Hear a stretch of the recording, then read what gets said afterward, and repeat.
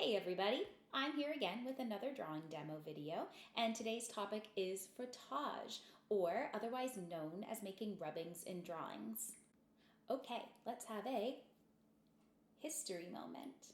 So, frottage, specifically the French word for rubbing, started gaining popularity around 1925 with surrealist artist Max Ernst. He was inspired by these wooden floors and was interested in how the grain on the wood had deepened over time, and he wanted to capture them as accurately as possible. So he captured them by rubbing a pencil on them.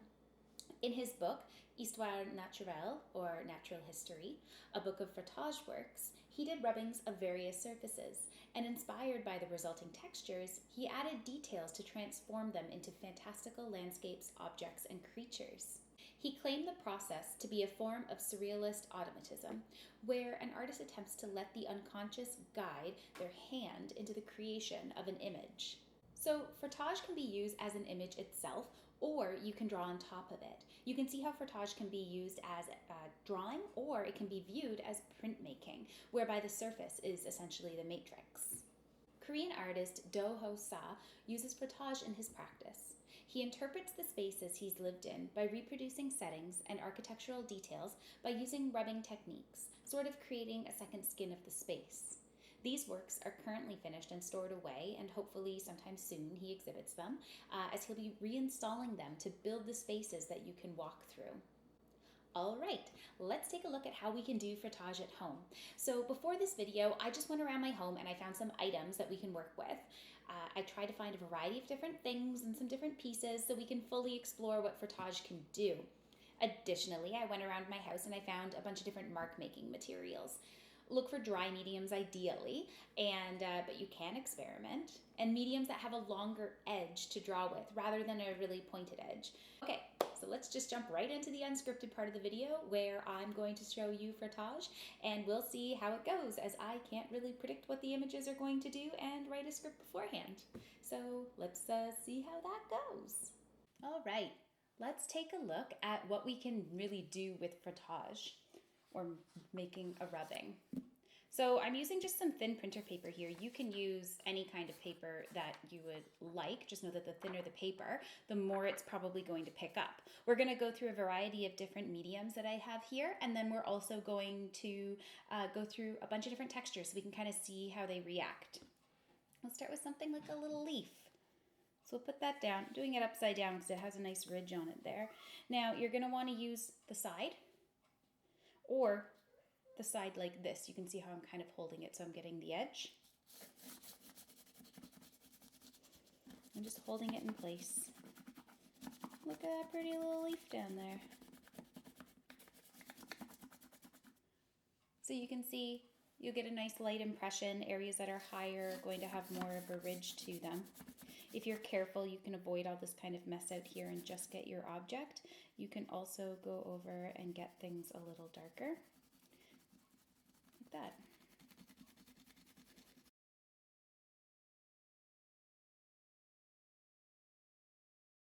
This is just a little coaster that I have in the house. I'm gonna try, these are crayons, by the way. Crayons are wonderful and super versatile. So you can try layering with your textures and see the different things that you have. So you can place your object, feel where it is, and get your texture. Remember that edges are probably going to transfer. And then say you want to move it over, and just feel around where it lines up. Put a second little flat of texture in there, and maybe you want to add another one in the middle. Obviously, the more you go over an area, the more dense it's going to be. Right? Let's move that out of the way. This is my Bose speaker. Let's get a different color here. Ooh.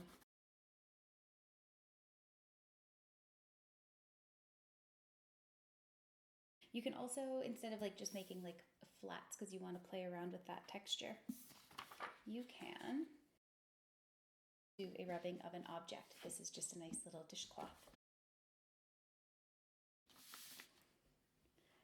Maybe we can going to use powdered graphite here. I'm just, I've got a makeup sponge. And I'm just covering the whole side of it. So let's see if this picks up anything. It's not looking good. Oops. So there's not much of anything there. It might be a little too soft. Sometimes your materials are just too soft. Let's see if we can pick it up with like, this is a graphite stick.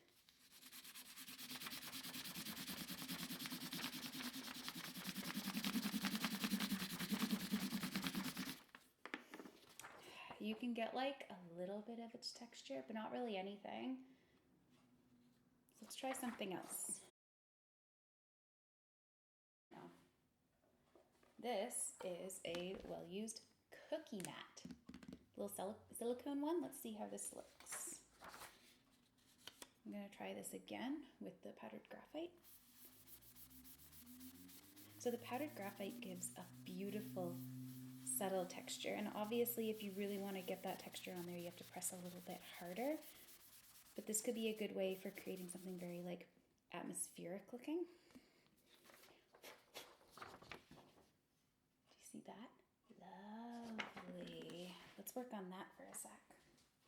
Okay, so we've got our nice like just slightly honeycombed background there. Let's bring our leaf back in.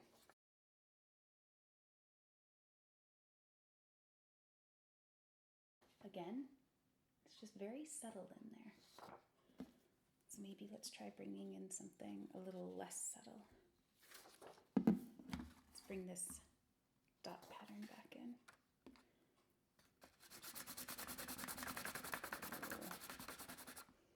That's neat. So what's happening is like the yellow's not even really being deposited. It is a little bit. Let's see if we can fade that out.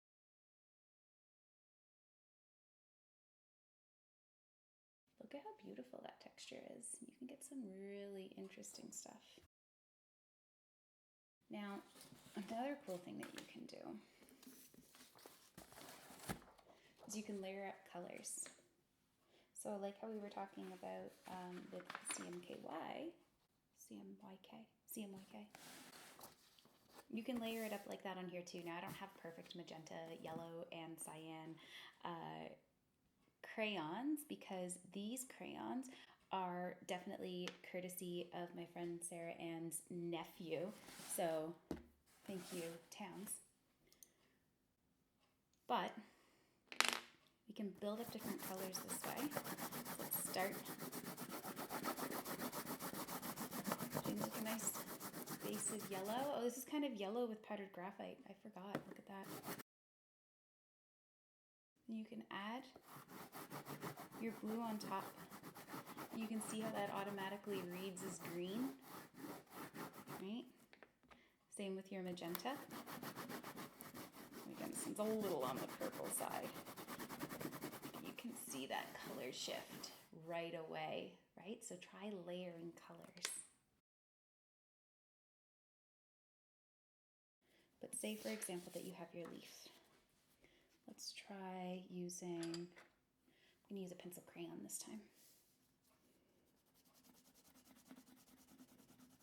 So you're being really careful about it because you want to draw just the leaf.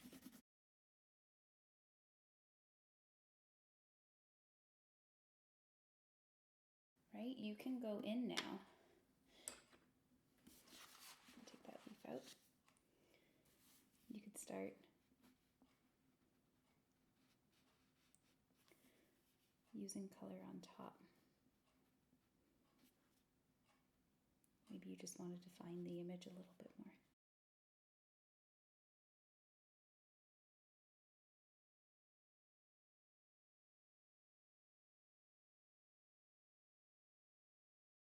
You can also, even with more abstract patterns, you can always go in and you can like say that there's some of them that you want to define, like these honeycombs, because you want to build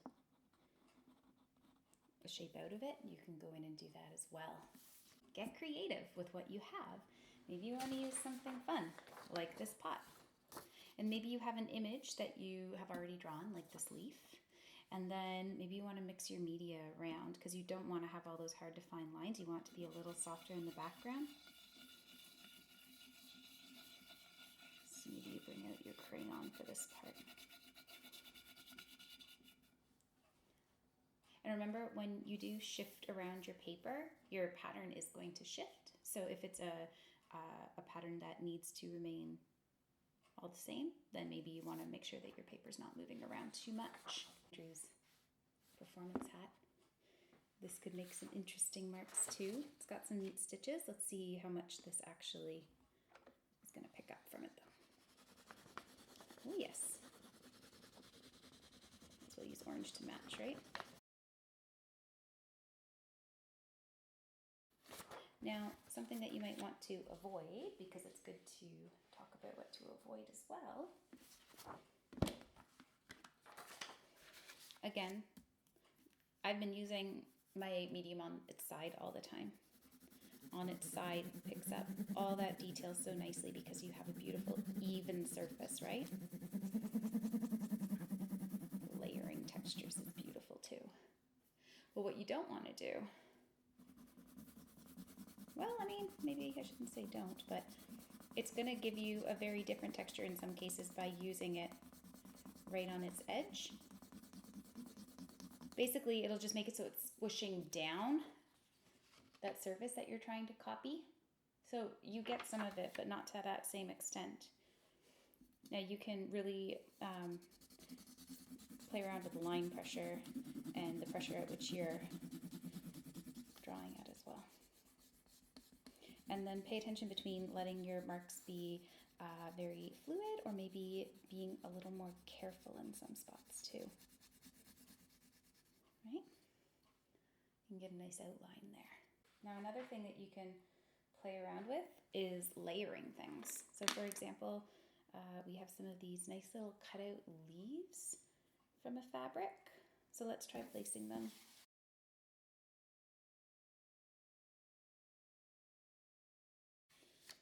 Place this on here. Maybe let's use another color to do this.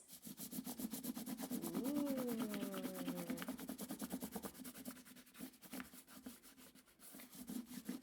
So you can see how you can start getting some more abstract shapes with this, which might be interesting for this project because it doesn't have to be intentionally looking like something, or it could. It's really up to you what you want it to look like. But layering gives you some beautiful shapes. And then, like I said, to finish it up, maybe you want to, after, maybe there's like edges you want to define or things that you want to draw on top. You can totally use this as a base for another image. Like maybe you are doing textures of a bunch of leaves and then maybe you want to draw the leaves, or like maybe you're doing a grassy spot and you want to draw like a grassy scene on top of it. Right? But you can see how you can get that really defined nicely. Hey, want to come for a walk outside with me and we'll see what kind of frottage we can do out there. All right, let's go. Me? Okay. Let's go, buddy.